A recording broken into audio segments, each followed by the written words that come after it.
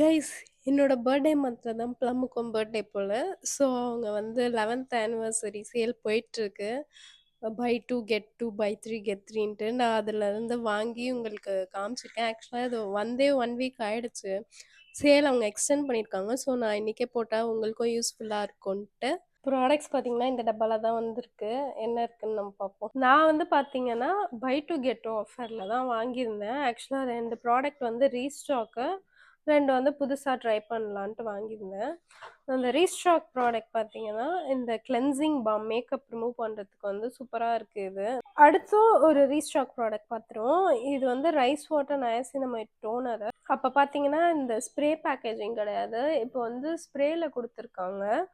Next பார்த்தீங்கன்னா, this is for my husband. அவங்க வந்து பாடி லோஷன் இல்ல மாய்ஸ்சரைசர் கேட்டுட்டே இருந்தாங்க.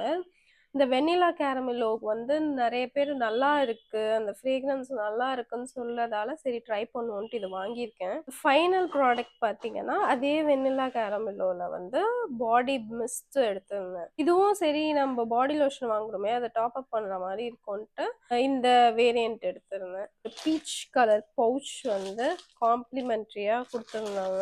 சோ நைஸ் ஆஃப் தெம்ல. இது ஆக்சுவலா டிராவல் அப்போ எல்லாம் செம்மையா ஹெல்ப்ஃபுல்லா இருக்கும். அடுத்த வீடியோல பார்க்கலாம். பாய்.